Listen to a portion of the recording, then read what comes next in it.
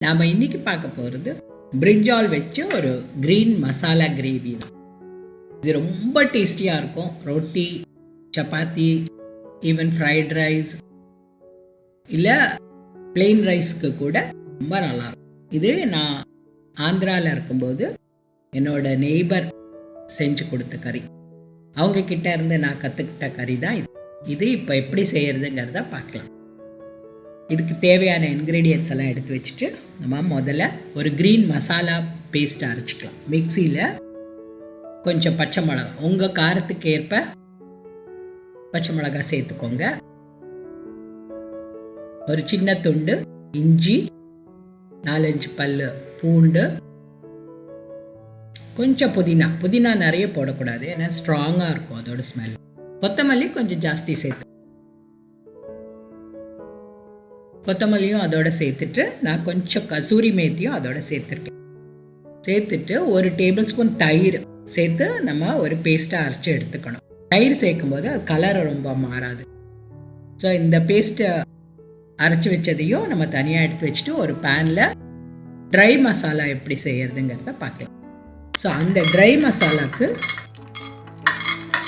ஒரு 2 table spoon வேர்க்கடலை, கொஞ்சம் cashew nuts, அப்புறம் எள்ளு, இதெல்லாம் சேர்த்து முதல்ல நல்லா ஃப்ரை பண்ணிக்கணும். அது கொஞ்சம் ரோஸ்ட் ஆகணும். அதுக்கப்புறமா நம்ம ஒரு 3 டேபிள் ஸ்பூன் கோகனட் பவுடர் இல்லை கொப்பரை, அதுவும் இல்லைன்னா நீங்கள் ஃப்ரெஷ்ஷாக துருவின தேங்காய் கூட சேர்த்துக்கலாம். கொஞ்சம் ஃப்ரை பண்ணிக்கணும். ஆனால் ரோஸ்ட் பண்ணினதை எடுத்து ஆற வச்சுட்டு மிக்சியில் போட்டு அதையும் பவுடர் பண்ணி எடுத்து வச்சுக்கலாம். இது கொஞ்சம் நம்ம நிறைய கூட செஞ்சு வச்சுக்கலாம், தேவைப்படும் போது நம்ம யூஸ் பண்ணிக்கலாம். அதுக்கப்புறம் ஒரு பேனில் 2-3 டேபிள் ஸ்பூன் எண்ணெய் ஊற்றி நறுக்கி வச்ச கத்திரிக்காயும் அதோட போட்டு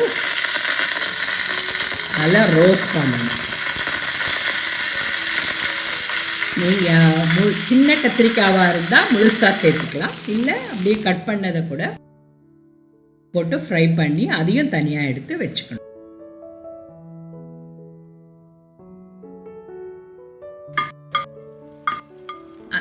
அதே மாதிரி ஒரு பேனில் கொஞ்சம் எண்ணெய் சேர்த்துட்டு கொஞ்சம் சோம்பு, சின்ன துண்டு பட்டை, கரம் மசாலா, ஹோல் கரம் மசாலா, அப்புறம் பொடியாக நறுக்கின வெங்காயம் எல்லாம் சேர்த்து நல்லா வதக்கணும். அது நல்லா வதங்கினதும் கொஞ்சம் மஞ்சத்தூள், மிளகாத்தூள், கொஞ்சம் தனியாத்தூள், ஜீரகத்தூள் இவ்வளவும் சேர்த்து அதையும் நல்லா வதக்கிக்கலாம். வதக்கும் போது ஃப்ளேமை கொஞ்சம் லோவாக வச்சுக்கலாம். தென் கொஞ்சம் மசாலா பொடி சேர்க்கும் போது பார்த்து சேர்த்துக்கோங்க. அதுக்கப்புறம் நம்ம அரைச்சி வச்ச அந்த க்ரீன் பேஸ்ட்டையும் அதோடு சேர்த்து ஒரு நிமிஷம் நல்லா வதக்கிக்கணும், அந்த பச்சை ஸ்மெல்லு போகிறது வரைக்கும். தேவைப்பட்டால் உங்களுக்கு இன்னும் கொஞ்சம் கசூரி மேத்தி கூட சேர்த்துக்கலாம். தேவையான உப்பும் சேர்த்து அது நல்லா வதங்கினதும் நமக்கு எவ்வளோ கிரேவி திக்னஸ் வேணுமோ அதுக்கேற்ற மாதிரி தண்ணியும் சேர்த்து கொதிக்க வைக்கணும். அது ஒரு நிமிஷம் நல்லா கொதிச்சு அந்த ஸ்மெல்லெல்லாம் நல்லா போய் எண்ணெய் பிரிஞ்சு மேலே வரும். வந்ததுக்கு அப்புறமா நம்ம பொடிச்சு வச்சிருந்த அந்த வேர்க்கடலை, எள்ளு பொடியும் தேவைப்படுற அளவுக்கு சேர்த்துக்கலாம். ஒரு 2 டேபிள் ஸ்பூன் சேர்த்தா சரியா இருக்கும் இந்த கறிக்கு. அது சேர்க்கும் போது இன்னும் கொஞ்சம் கெட்டியாகிடும். அப்போ இன்னும் தேவைப்பட்டால் கொஞ்சம் தண்ணியும் சேர்த்து நல்லா கொதிச்சதுக்கப்புறம் ஃப்ரை பண்ணி வச்ச கத்திரிக்காயும் அதோட சேர்த்து ஒரு 2 நிமிஷம் கொதிச்சா போதும். ஸோ அது கத்திரிக்காயில் அந்த மசாலாலாம் இறங்கி நல்லா ரொம்ப டேஸ்டியாக இருக்கும்.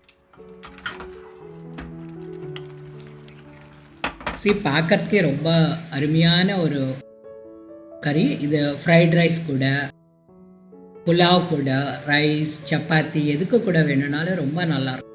டெஃபினட்டாக நீங்கள் இது செஞ்சு பாருங்கள். செஞ்சு பார்த்துட்டு உங்கள் கமெண்ட்ஸ் எனக்கு எழுதுங்க. அண்ட் கம்லூஸ் கிச்சனுக்கு சப்ஸ்கிரைப் பண்ணுங்கள். தேங்க்யூ ஃபார் வாட்சிங். என்ஜாய்.